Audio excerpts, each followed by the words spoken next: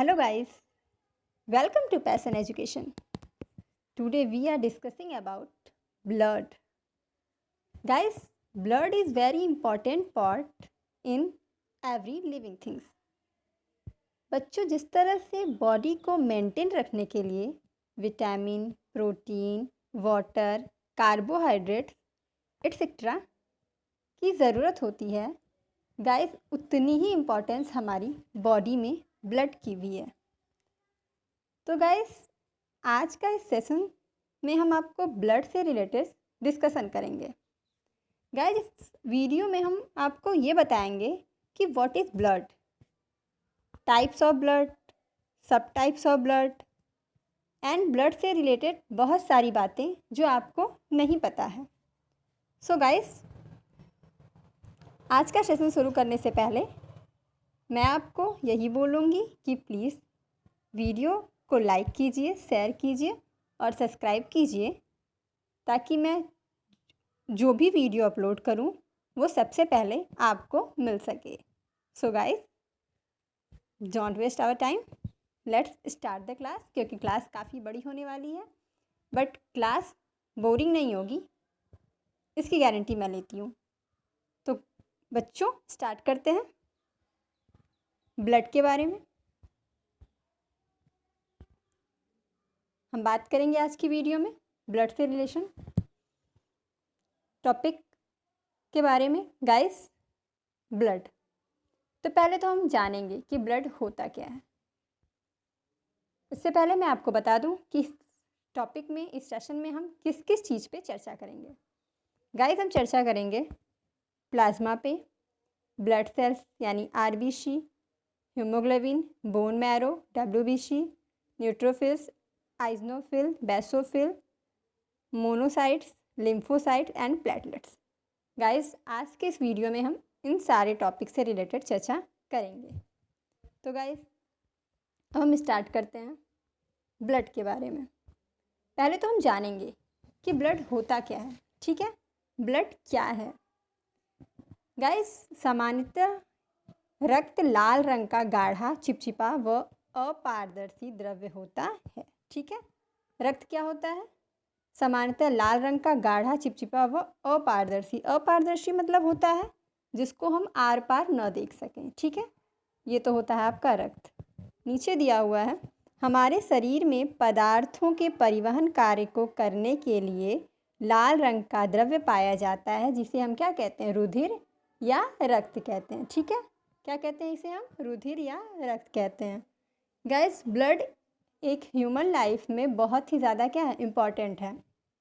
तो चलिए आगे इसके बारे में जानते हैं। रक्त एक तरल संयोजी ऊतक है। गाइस मैं आपको डीपली समझाऊंगी विथ स्ट्रक्चर। ठीक है, हर चीज़ का आपको स्ट्रक्चर भी मिलेगा और आपको एक्सप्लेन भी अच्छे से किया जाएगा। तो बस आपसे यही रिक्वेस्ट है, आप पूरे वीडियो को अच्छे से देखिए, कहीं एक भी पॉइंट स्किप मत कीजिए, वरना मैं जो आपको बताना चाहती हूँ वो आपको अच्छे से एक्सप्लेन नहीं कर पाऊँगी। देन गाइस मेरी बात को ध्यान से सुनिए और वन बाय वन स्टेप समझते जाइए। तो बात कर रहे थे हम रक्त की। रक्त क्या है? एक तरल संयोजी ऊतक है। ठीक है, नीचे दिया हुआ है, संयोजी ऊतक मानव शरीर में एक अंग को दूसरे अंग से जोड़ने का कार्य करते हैं।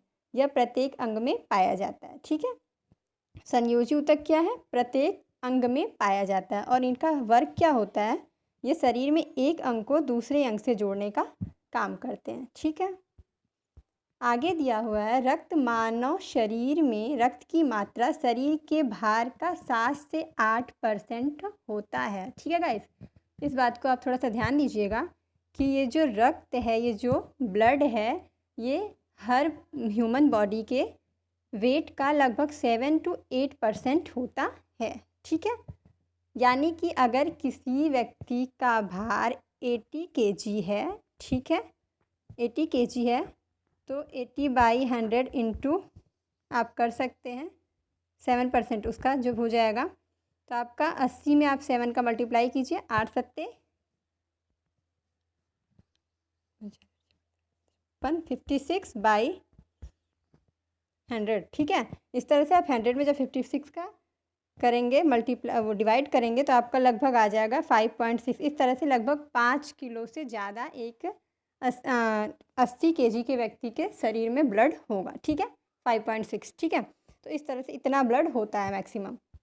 लगभग आपके बॉडी वेट का 7 to 8% आपके शरीर में रक्त होता है, ठीक है। ये बात समझ में आ गई। और एक इम्पॉर्टेंट बात रक्त से रिलेटेड, महिलाओं में पुरुषों की तुलना में 1/2 यानी आधा लीटर रक्त कम होता है, ठीक है। यानी कि पुरुषों में अगर यानी कि मेल बॉडी में अगर 1 लीटर ब्लड है तो आपका औरत में एक फीमेल में आपका केवल आधा लीटर ब्लड होगा, ठीक है। यानी कि आधा लीटर ब्लड कम होता है पुरुषों की अपेक्षा महिलाओं में, ठीक है। ये बात समझ आ गई। देखिए, रक्त एक वयस्क मनुष्य में औसतन 5 से 6 लीटर रक्त होता है। मैंने आपको बता दिया कि एक वयस्क मनुष्य में कितना होता है रक्त, औसतन मान के चलिए कि 5 या 6 लीटर होता है, इससे ज़्यादा रक्त नहीं होता। और ये रक्त जो 5 से 6 लीटर होता है वो एक मनुष्य के बॉडी का लगभग कितना परसेंट होता है, 7 to 8% होता है, ठीक है। ये भी मैंने आपको बता दी बात। अब बताएंगे हम रक्त का अध्ययन हीमेटोलॉजी कहलाता है, ठीक है। रक्त का अध्ययन क्या कहलाता है, हीमेटोलॉजी। ये इंपॉर्टेंट क्वेश्चन है, कोई पूछे कि what is the study of blood, then haematology, ठीक। ये तो बात हो गई स्टडी ऑफ ब्लड की। अब हम बात करेंगे, मनुष्य का रक्त जल से 5 गुना अधिक चिपचिपा होता है गाइस। मतलब कि जितना आपका वाटर होता है उससे कहीं 5 गुना ज़्यादा अधिक चिपचिपा होता है आपका ब्लड, ठीक।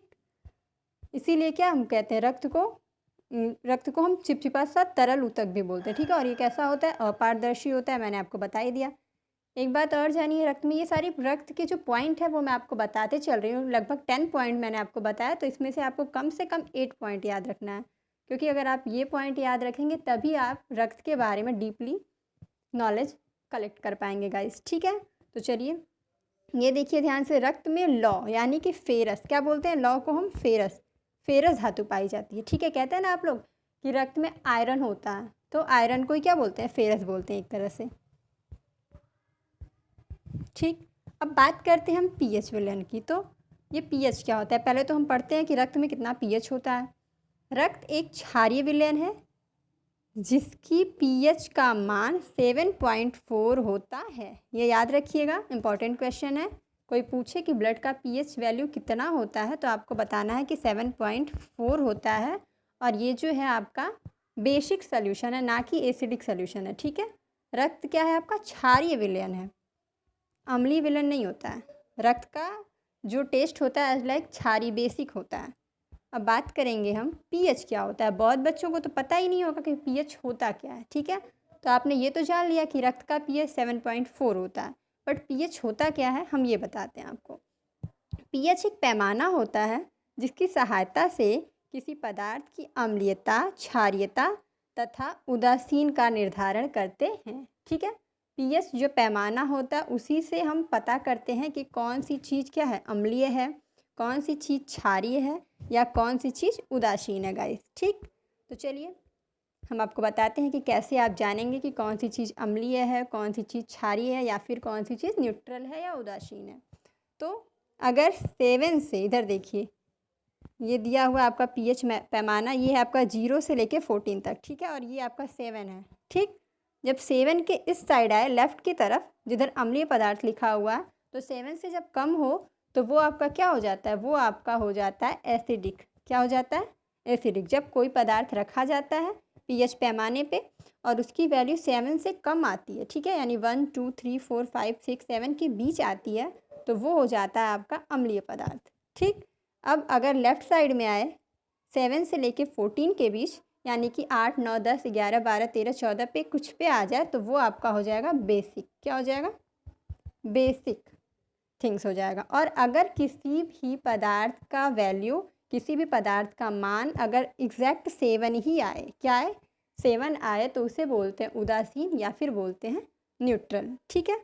यहाँ पे दिया हुआ है मैंने, 7 पर पीएच उदासीन होता है, 7 से ज़्यादा होने पर पीएच क्या हो जाता है, क्षारीय हो जाता है, या फिर 7 से कम होने पर किसी भी वस्तु का जो पीएच मान है वो अम्लीय हो जाता है। नीचे दिए गए टॉपिक्स को पढ़िए, नोट्स में क्या है। रक्त की पीएच इसलिए क्षारीय होता है क्योंकि रक्त का पीएच मान 7 से ज़्यादा होता है गाइस, ठीक है। हम इस पीएच पैमाने पे ब्लड को रखेंगे तो ब्लड जो है इधर आ जाता है लेफ़्ट साइड में, ठीक है। जब लेफ़्ट साइड राइट साइड में आता है तो हम समझ जाएंगे कि रक्त का पीएच मान क्या हो रहा है, ज़्यादा हो रहा है, इसीलिए ये क्या होता है, क्षारीय होता है, ठीक। ये तो बात हो गई रक्त क्षारीय क्यों होता है, मैंने आपको ये बता दिया। कोई भी चीज़ को कैसे किस पैमाने पे रख के नापेंगे, इसी पीएच पैमाने पे रख के हम नापेंगे और बताएंगे कि वो अम्लीय है, क्षारीय है या न्यूट्रल है। अब बात करेंगे हम रक्त के संगठन की, यानी कंपोजिशन ऑफ ब्लड, ठीक। अब तक तो हमने रक्त क्या है ये बताया आपको, यानी कि सब कुछ मिला जुला के कहने का मतलब मैं आपको एक सरसरी मतलब बात में समझा देती हूँ कि रक्त क्या है, एक सरल संयोजी ऊतक होता है, ठीक। ये क्षारीय होता है, इसका पीएच मान क्या होता है, 7.4 होता है, मैंने आपको बता दिया। ये एक अपारदर्शी तथा चिपचिपा सा पदार्थ होता है, ठीक। मानव शरीर के वेट का यानी कि मानव शरीर के भाग का लगभग ये 7 से 8% रक्त होता है, यानी कि एक स्वस्थ शरीर में लगभग 5 से 6 लीटर रक्त पाया जाता है। मैंने आपको ये भी बताया कि रक्त महिलाओं में पुरुषों की अपेक्षा कम पाया जाता है, ठीक। ये सारी बातें तो मैंने आपको रक्त से बता दी संबंधित। अब हम बात करेंगे कॉम्पोजिशन ऑफ ब्लड यानी कि रक्त के संगठन की, ठीक। तो गाइस जो रक्त है वो 2 चीज़ों से मिलके बना हुआ है, जिसे हम कहते हैं प्लाज्मा या रक्त कणिकाएं, ठीक है। ये प्लाज्मा भी बहुत इंपॉर्टेंट है हमारी बॉडी में। तो चलिए पहले जानते हैं प्लाज्मा क्या है। रक्त का 55 से 60% भाग बनाती है गाइस। जो हमारी बॉडी में लगभग 55 to 60% जो है आपका पार्ट वो किससे मिलके बना है, प्लाज्मा से मिलके बना है। और रक्त कणिकाएं जो है वो कितनी होती है, लगभग 40 से 45, ठीक है।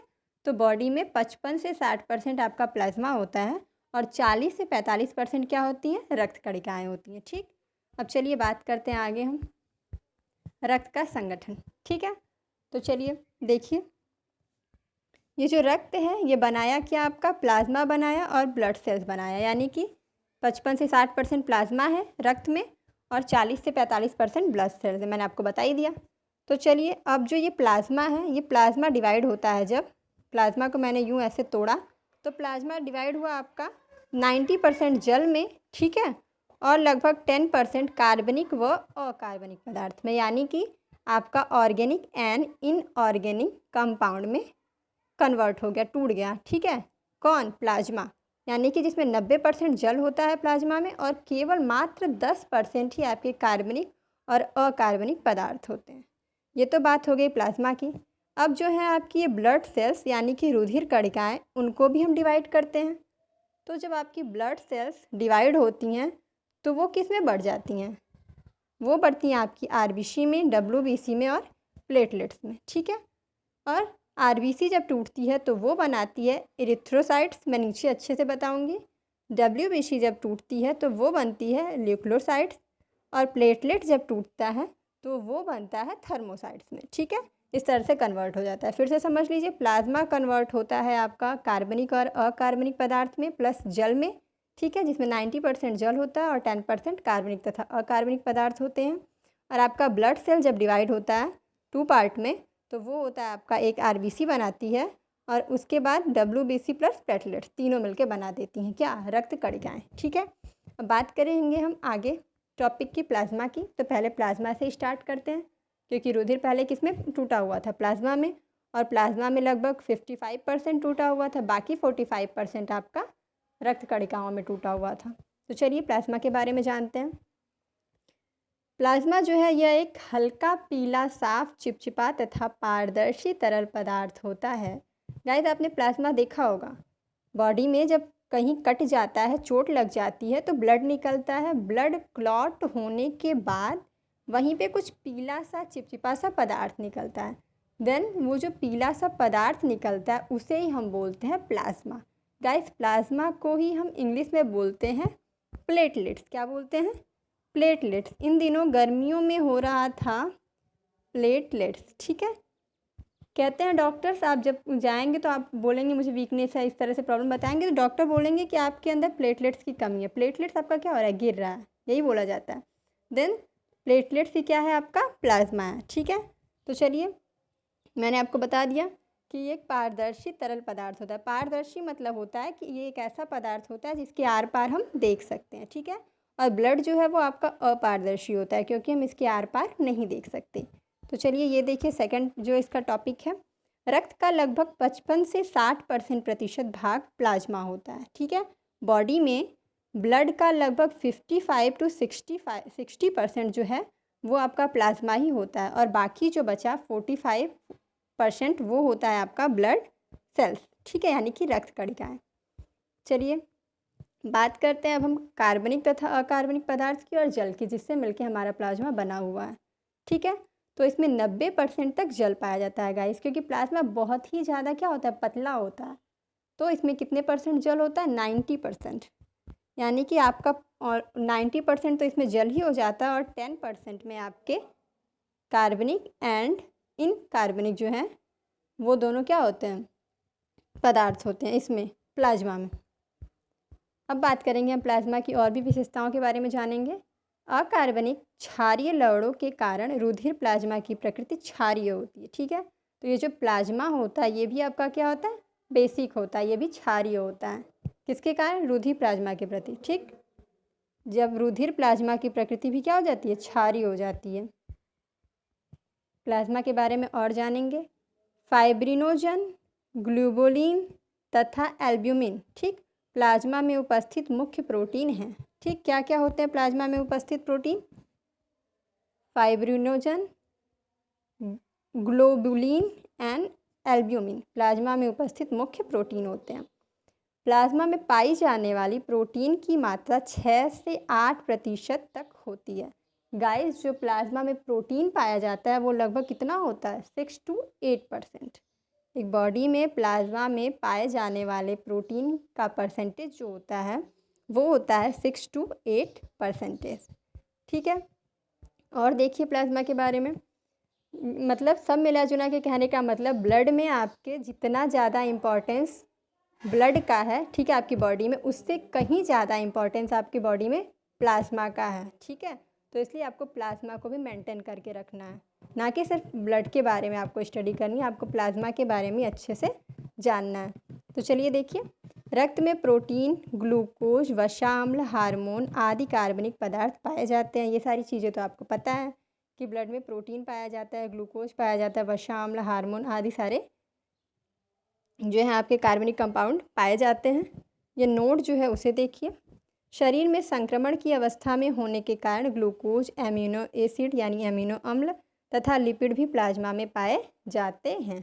ठीक है, संक्रमण की अवस्था में होने के कारण जब आपका बॉडी क्या हो जाता है, संक्रमित हो जाता है किसी चीज़ से, तो आपकी बॉडी में ग्लूकोज, एमिनो एसिड तथा लिपिड भी प्लाज्मा में पाए जाते हैं। ये सारी चीज़ें आपकी प्लाज्मा में पाई जाने लगती है जब आपका बॉडी क्या हो जाता है, किसी भी रोग से या किसी भी चीज़ से संक्रमित हो जाता है।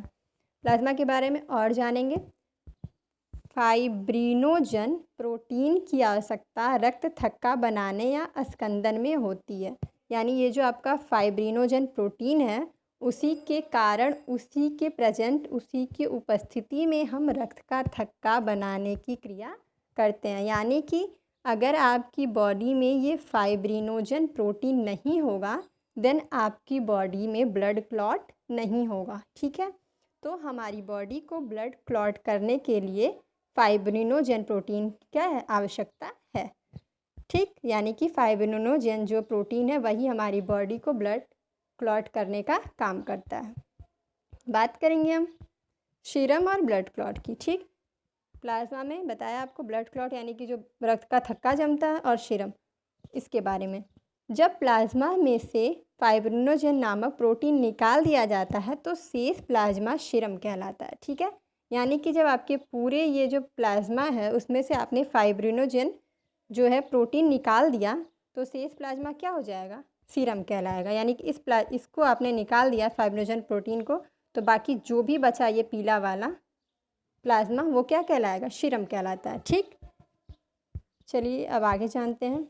अब इसके कार्य के बारे में जान लेते हैं। प्लाज्मा आप लोग जान लिए कि प्लाज्मा क्या है, किस तरह से हमारे बॉडी में ये वर्क करता है प्लाज्मा। तो अब हम वर्क ऑफ प्लाज्मा जानेंगे। पचे हुए भोजन एवं हार्मोन का शरीर में संवहन प्लाज्मा के द्वारा ही होता है। ठीक है, यानी कि जो पचा हुआ भोजन है उसका और हार्मोन का शरीर में संवहन किसके द्वारा होता है? प्लाज्मा के ही द्वारा होता है। यानी कि प्लाज्मा में भी हमारे बॉडी में बहुत ज़्यादा इम्पोर्टेंस है। ये देखिए आपने दिया हुआ है फिगर में, ये इस तरह से टूटा है तो ब्लड आपका रेड ब्लड हुआ है, वाइट ब्लड हुआ है और आपका ये प्लेटलेट्स हुआ है। ठीक है, प्लेटलेट्स को मैंने बता दिया, प्लेटलेट्स ही क्या आपका प्लाज्मा है। तो चलिए अब हम आगे देखते हैं। अब हम बात करेंगे रक्त कणिकाओं के भाग, यानी कि पार्ट ऑफ ब्लड सेल। ठीक है, यानी कि अब तक तो हमने प्लाज्मा की बात की, ब्लड क्या होता है ये बात की। अब हम बात करेंगे पार्ट्स ऑफ ब्लड सेल्स, यानी रक्त कणिकाओं के भाग। मैंने आपको पहले ही बता दिया, रक्त कणिकाएँ 3 प्रकार की होती हैं, आरबीसी, डब्ल्यूबीसी एंड प्लेटलेट्स। ठीक, आरबीसी को हम कहते हैं रेड ब्लड कार्पल्स, श्वेत कणिकाएँ यानी इसको हम कहते हैं डब्ल्यूबीसी को वाइट ब्लड कार्पल्स, एंड रक्त बिंबाणु प्लेटलेट्स, जिसको प्लेटलेट्स हम कहते ही हैं। तो चलिए अब 1 बाय 1 हम इसके बारे में डीपली समझेंगे कि क्या होती है आपकी रक्त कणिकाएँ, आरबीसी, डब्ल्यूबीसी एंड प्लेटलेट्स। ठीक, तो चलिए स्टार्ट करते हैं रक्त कणिकाओं के बारे में जानना। गाइस, ये जो रक्त कणिकाएँ हैं ये क्या होती हैं? लाल रक्त कणिकाएँ या कणिकाओं आरबीसी को इरिथ्रोसाइट्स भी कहते हैं। क्या कहते हैं इनको? इरिथ्रोसाइट्स भी कहते हैं। ठीक है, और यह रुधिराणुओं का लगभग 90% 99% भाग होते हैं। यानी कि बॉडी में जितने रुधिराणु हैं, यानी कि जितनी भी ब्लड कार्पल्स है, जितने भी ब्लड सेल्स हैं, उसमें लगभग 99% यही होती हैं। कौन सी? रक्त कणिकाएँ, आरबीसी यानी लाल रक्त कणिकाएँ। ठीक है, और बाकी 1% में आपकी अदर ब्लड कणिकाएँ हैं, बट आपकी 99% रक्त कणिकाएँ जो है वो लाल रक्त कणिकाएँ ही हैं। ठीक है, ये तो बात हो गई, और इन्हें कहते हैं इरिथ्रोसाइट्स। क्या कहते हैं? इरिथ्रोसाइट्स। चलिए आगे पढ़ते हैं इसके बारे में। आरबीसी अन्य सभी कोशिकाओं से संख्या में क्या होती हैं? अधिक होती हैं। जान लीजिए ये संख्या में कैसी होती है?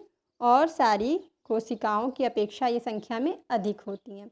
एक स्वस्थ मनुष्य में आरबीसी की संख्या 5 से 5.5 यानी 5 to 5.5 मिलियन प्रति घन मिलीमीटर होती हैं।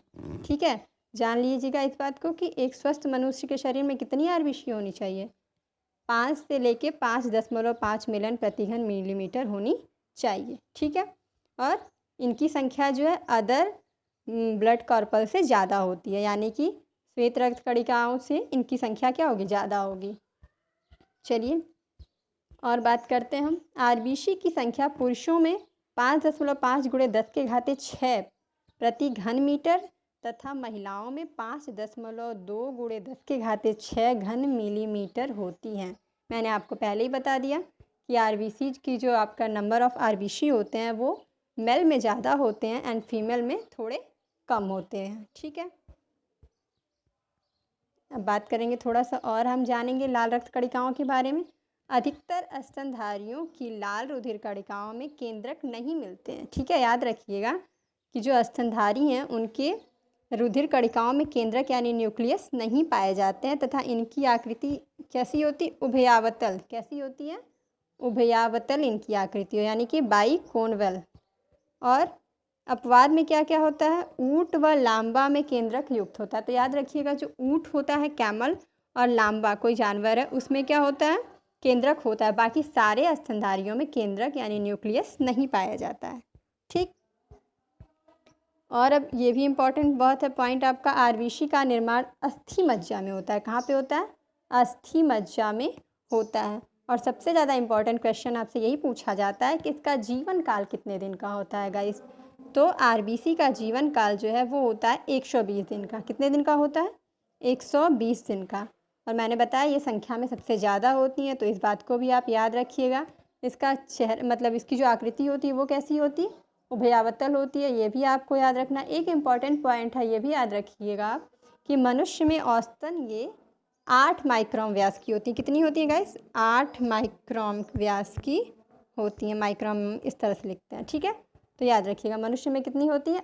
8 माइक्रोन व्यास की होती हैं। चलिए और पढ़ेंगे हम लाल रक्त कणिकाओं के बारे में। आरबीसी की मृत्यु जो है यकृत यानी लीवर और प्लीहा यानी स्प्लीन, इसको जान लीजिएगा आप। यकृत को क्या कहते हैं? लीवर, और प्लीहा को कहते हैं स्प्लीन में होती है, ठीक है।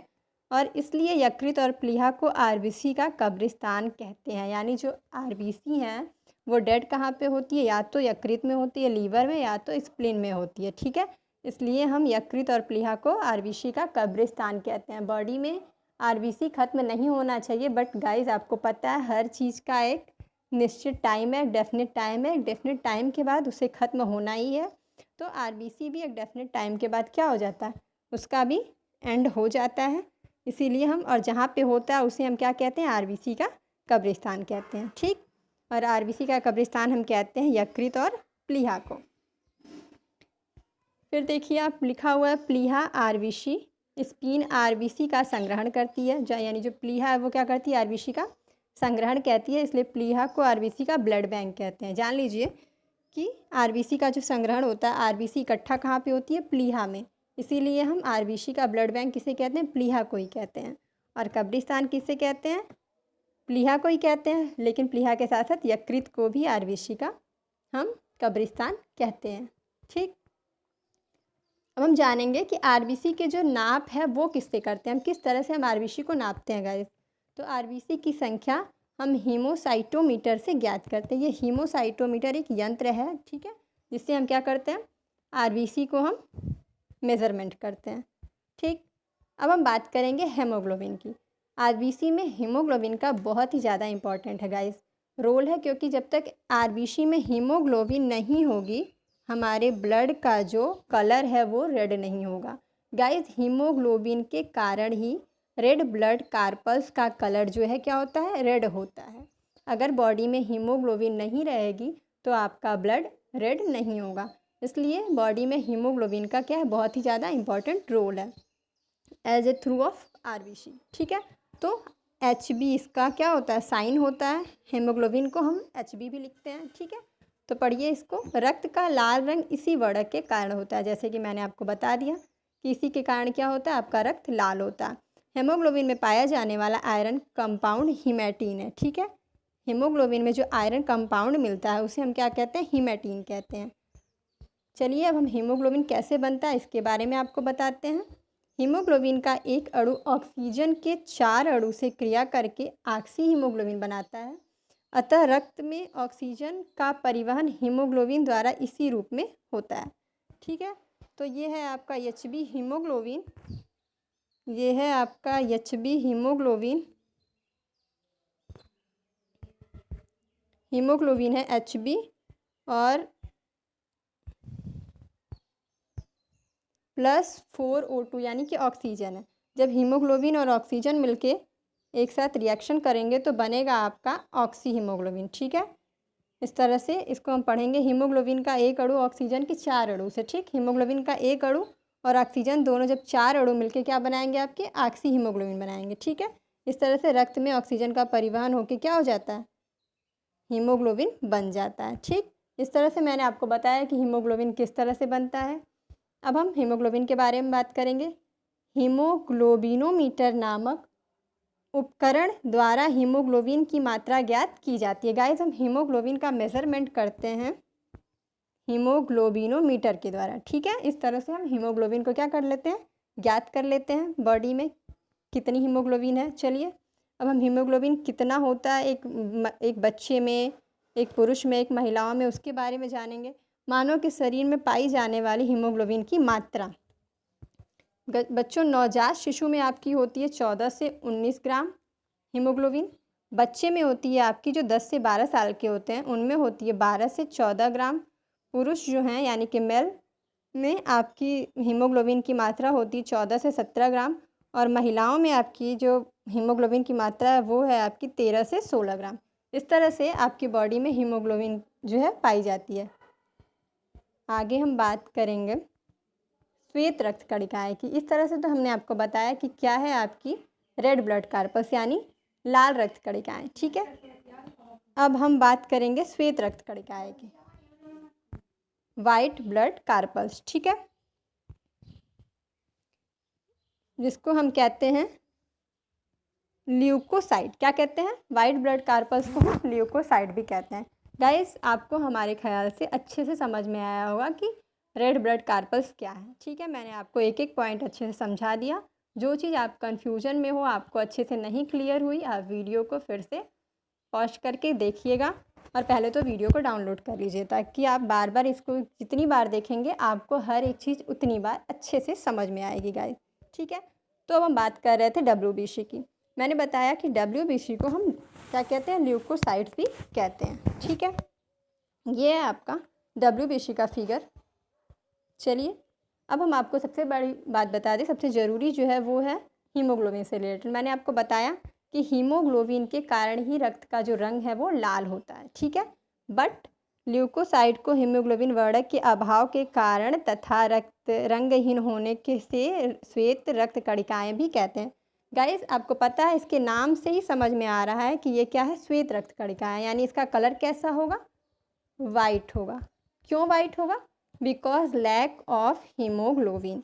गाइस इसमें हीमोग्लोबिन की कमी होती है, इसमें हीमोग्लोबिन नहीं पाया जाता है। देन जब इसमें हीमोग्लोबिन नहीं पाया जाएगा तो इसका कलर कैसा होगा, वाइट होगा। ठीक है, इसलिए हम समझ जाएंगे कि वाइट यानी श्वेत रक्त कणिकाओं में हीमोग्लोबिन नहीं पाया जाता है। ठीक, ये तो नॉर्मल सी बात है। अब हम बात करेंगे हीमोग्लोबिन, इसमें केंद्रक पाया जाता है, इसमें न्यूक्लियस क्या होता है, पाया जाता है, और ये अमीबा के समान अनियमित आकार के होते हैं।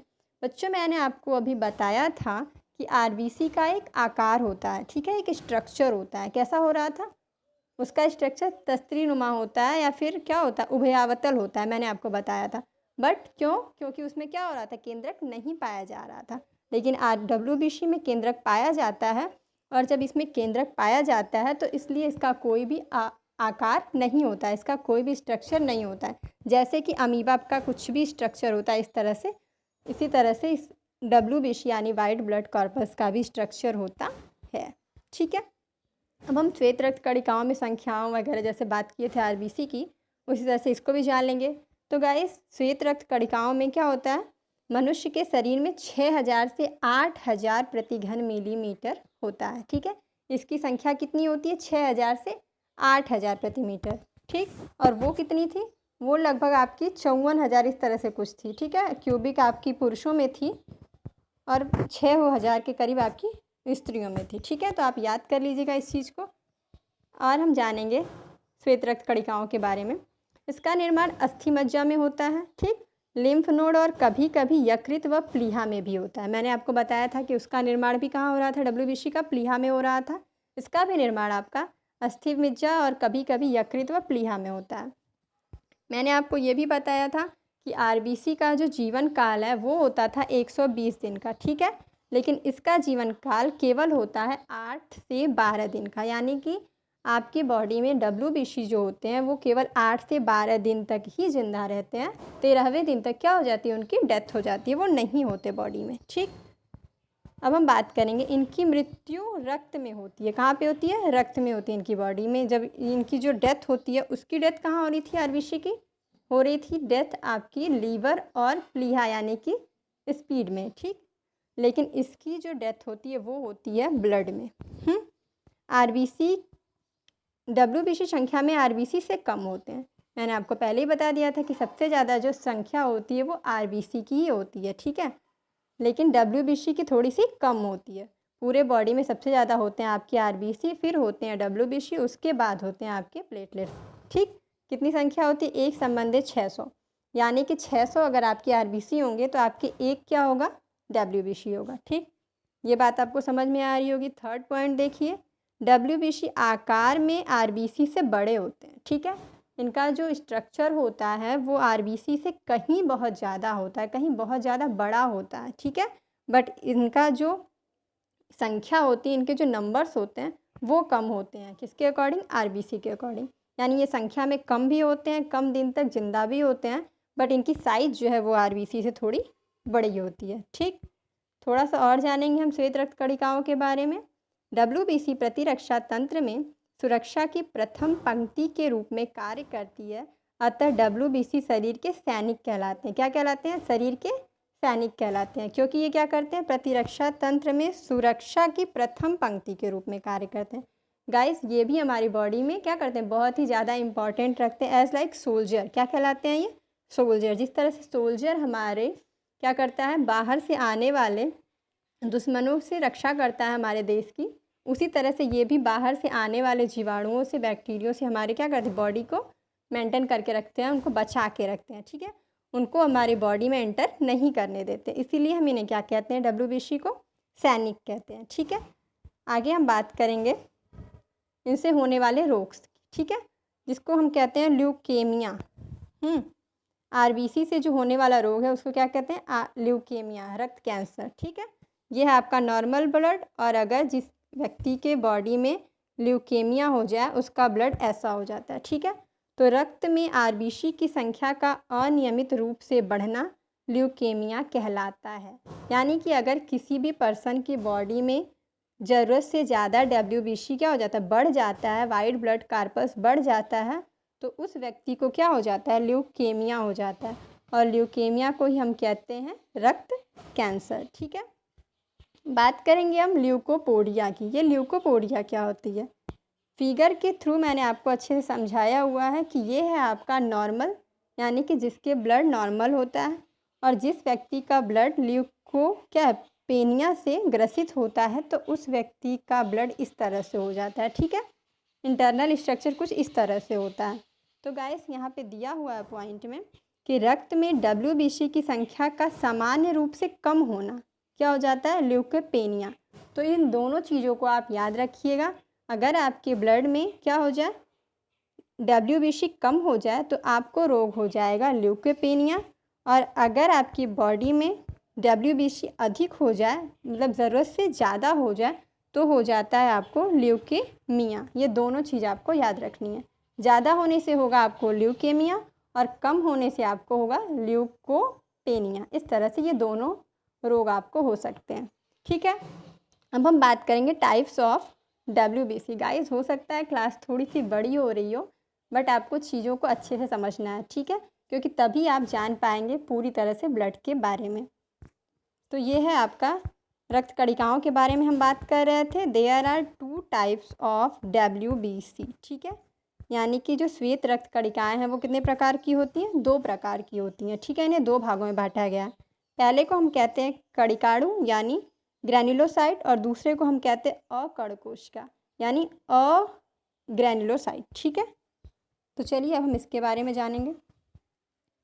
श्वेत रक्त कणिकाएँ न्यूट्रोफिल्स, इओसिनोफिल्स व बिसनोफिल्स। ठीक है, इसको क्या कहते हैं, कणिकाणु, यानी ये सब आपके किसके हैं, ग्रैन्युलोसाइट के भाग हैं। यानी जो मैंने आपको बताया कि श्वेत रक्त जो हैं आपके WBC वो 2 भाग में बटे हुए हैं, कणिकामय और अकणिकामय। ठीक है, जिसको हम कणिकामय को कहते हैं ग्रैन्युलोसाइट, और अकणिकामय को कहते हैं एग्रैन्युलोसाइट। तो जो ग्रैन्युलोसाइट है वो 3 पार्ट में बटा हुआ है। उसमें क्या क्या पार्ट है, न्यूट्रोफिल्स, एसिनोफिल्स और बेसोफिल्स। इस तरह से आप जानिए। ठीक है, अब हम बात करेंगे अकणिकामय की। ठीक है, जिसको हम कहते हैं एग्रैन्युलोसाइट, एग्रैन्युलोसाइट। तो जो एग्रैन्युलोसाइट है वो भी 2 पार्ट में बटा हुआ है, जिसको हम कहते हैं मोनोसाइट और लिम्फोसाइट। ठीक है, यहाँ पे दिया हुआ है मोनोसाइट तथा लिम्फोसाइट अकण कोशिका के प्रकार हैं। तो इस तरह से जाना आपने, जो आपका कणिका में है उसके 3 पार्ट होते हैं, और अकणिका में है उसके 2 पार्ट होते हैं। अकणिका में के यहाँ पे 2 पार्ट दिया हुआ है। तो चलिए अब हम आगे 1 बाय 1 सबके बारे में समझते हैं। श्वेत रक्त कणिकाओं में न्यूट्रोफिल संख्या में सबसे अधिक होते हैं। जान लीजिएगा कि वाइट ब्लड कार्पल में जो न्यूट्रोफिल होते हैं, मैंने आपको बताया जो न्यूट्रोफिल किसके पार्ट हैं, कणिका में के। ठीक है, तो जो न्यूट्रोफिल्स होते हैं उनकी संख्या सबसे ज़्यादा होती है, लगभग 60 से 65%। ठीक है, तथा बेसोफिल संख्या में सबसे कम होते हैं। तो ये बात हो गई आपके न्यूट्रोफिल्स और बेसोफिल्स की। न्यूट्रोफिल सबसे ज़्यादा होंगे और बेसोफिल सबसे कम होंगे, यानी कि ये जो आपके न्यूट्रोफिल्स हैं वो सबसे ज़्यादा होते हैं और बेसोफिल्स सबसे कम होते हैं, लगभग 0.5 से 1% होते हैं। ठीक है, अब हम बात करेंगे न्यूट्रोफिल्स तथा मोनोसाइट की। न्यूट्रोफिल्स तथा मोनोसाइट की 6 से 8% भक्षण कोशिका होती हैं फिल्स। ठीक है, ये क्या करती हैं, 2 से 3% होती हैं, यानी 2 to 3% होती हैं, संक्रमण से बचाव करती हैं हमारा, तथा एलर्जी प्रतिक्रिया में सम्मिलित होती हैं। ये है आपका एसिनोफिल्स का फिगर। तो मैंने आपको एसिनोफिल्स, बेसोफिल्स और न्यूट्रोफिल्स सब बता दिया। ये क्या करती हैं, इनका काम होता है हमारा एलर्जी प्रक्रिया में सम्मिलित होती हैं और संक्रमण से हमारा बचाव करती हैं। ठीक है, लास्ट है आपका लिम्फोसिट्स साइट्स यानी लिम्फोसिट। ये होती हैं बॉडी में 20 से लेके 25%। मुख्यतः 2 प्रकार की होती हैं, बी और टी। ठीक है, बी और टी दोनों प्रकार के लिम्फोसाइट शरीर की प्रतिरक्षा के लिए उत्तरदायी होती हैं। यानी ये सारे जो लिम्फोसाइट्स हैं, आप कह सकते हैं कि हमारी क्या करते हैं, बाहर से आने वाले जीवाणुओं को क्या करते हैं, भक्षण करते हैं। ठीक है, और हमारे शरीर का रक्षा करते हैं। इस तरह से ये सारे आपके जो थे WBC के पार्ट्स सब टाइप्स, यानी कि 2 सब टाइप थे कणिका मय के और 3 सब टाइप थे कणिका मय के और 2 सब टाइप थे आपके अकणिका मय के। ठीक है, तो इस तरह से ये भी आपके कंप्लीट हुए। अब हम बात करेंगे रक्त बिंबाणु, जिसको कहते हैं हम प्लेटलेट्स। ठीक है, ये प्लेटलेट्स के बारे में हम बात करेंगे। देखिए लिखा हुआ है, पट्ट टिकाणु प्लेटलेट्स को थम्ब्रोसाइट्स कहते हैं। क्या कहते हैं, थम्ब्रोसाइट्स कहते हैं। किसको कहते हैं हम, ये प्लेटलेट्स को। ठीक है, चलिए ये आपका प्लेटलेट्स का फिगर भी दिया है। रक्त में इनकी संख्या 1.5 से 3.5 लाख प्रति घन मिलीमीटर होती है। कितनी होती है, 1.5 से 3.5 लाख प्रति घन मीटर, यानी कि ये सबसे ज़्यादा होते हैं। ठीक है, चलिए इनके बारे में देखिए। ये आकार में छोटी, केंद्रक विहीन व अनियमित होती हैं। कौन, ये प्लेटलेट्स। इनका भी कोई केंद्रक नहीं होता, इनमें केंद्रक नहीं होता और इनका स्ट्रक्चर भी कोई नहीं होता। इनका जीवन काल केवल 4 से 5 दिन तक होता है। ठीक है, मैंने आपको बताया सबसे ज़्यादा होता है RBC का, उसके बाद WBC का, और सबसे कम जो है वो होता है आपके प्लेटलेट्स का।